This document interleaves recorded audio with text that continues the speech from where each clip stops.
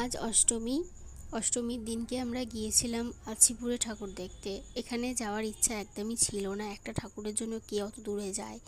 তবু গিয়েছিলাম, গিয়ে একদম পুরো ফেঁসে গেছি। একে তো গাড়ি ভাড়া বেশি নিয়েছে, তার উপরে এই যে এত লাইন, প্রচুর প্রচুর লাইন, প্রায় 20 মিনিটের মতো লাইনে দাঁড়িয়েছিলাম। লাইনে দাঁড়িয়ে থাকার পরে এই যে ঠাকুরের মণ্ডপে প্রবেশ করেছি আর কি। প্রথমত লাইনে দাঁড়িয়ে ঠাকুর দেখতে আমার প্রচুর রাগ ধরে, বিরক্ত লাগে আর কি।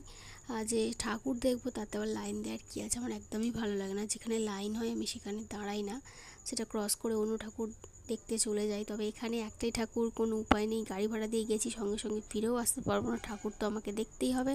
তাই জন্য এতক্ষণ লাইনে দাঁড়ালাম, আবার বাচ্চা নিয়ে।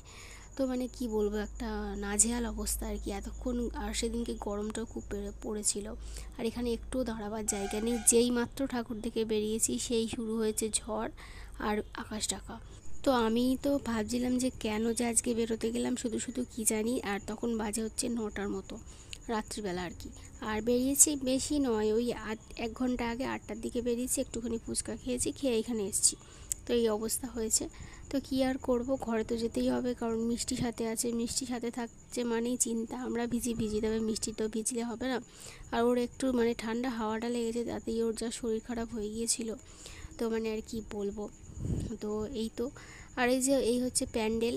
তো এই প্যান্ডেলের জন্য মানুষকে মানে শুধু শুধু দাঁড় করিয়ে রেখে দিয়েছে, এত ভিড় করেছে, মানে কোনো কারণ আমরা বুঝতে পারি না যে মানুষকে কেন দাঁড় করিয়ে রাখে শুধু শুধু।